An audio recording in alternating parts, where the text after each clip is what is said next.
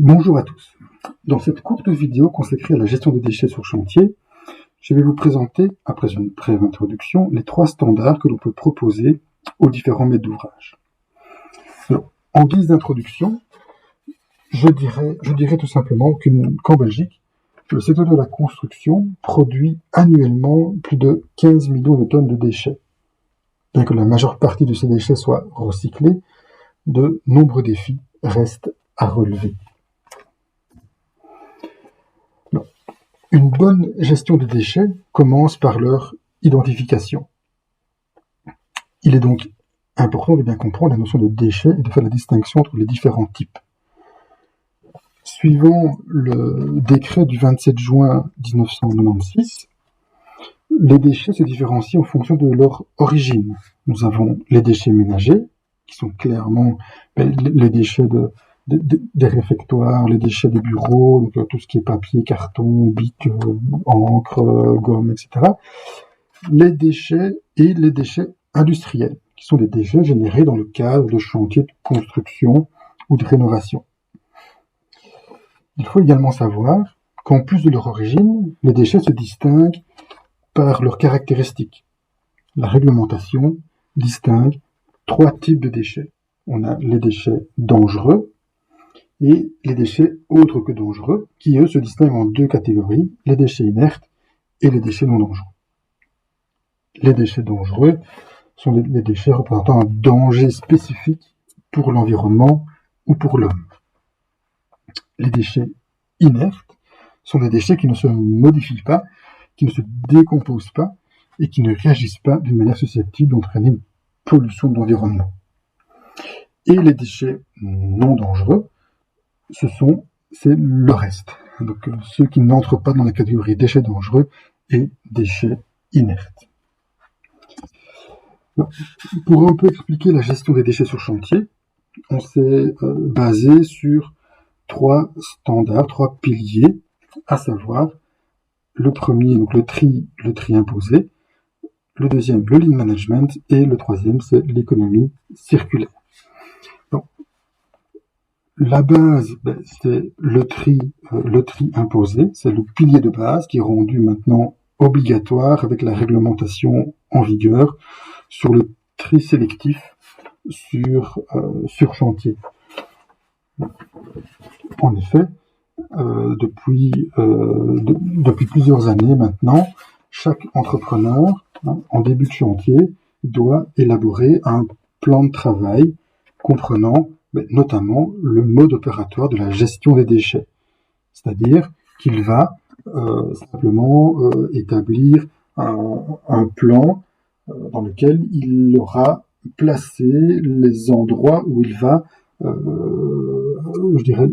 poser ces conteneurs de chantier, ces conteneurs de tri sélectif.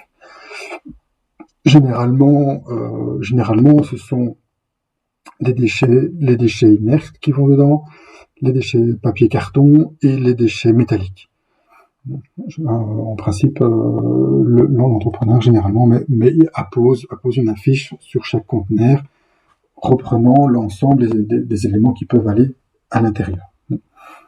Les déchets dangereux sont également récoltés sur site, sur chantier, et doivent faire également partie intégrante du plan d'installation de chantier. Ils sont également, il y a également une place qui est prévue pour ce genre de déchets. Ensuite vient le deuxième pilier, qui est le lean management. Ça, c'est vraiment, une chasse au gaspillage. C'est-à-dire qu'on va développer un protocole, peut-être par le BIM, via le BIM, pourquoi pas, dans lequel chaque acteur, depuis le début, donc depuis la phase esquisse jusqu'à la réception provisoire, chaque acteur sera tenu au courant de tout le processus de développement, et donc peut intervenir pour réduire au maximum, que ce soit les délais, ainsi que les coûts d'exécution, les coûts d'intervention. Il faut savoir que 80% des chantiers sont livrés en retard, et c'est quand même un chiffre assez important, et 98% des méga-projets sont en dépassement de plus de 20% sur le budget et en retard. Donc, d'où l'importance de réduire au maximum les délais, les coûts.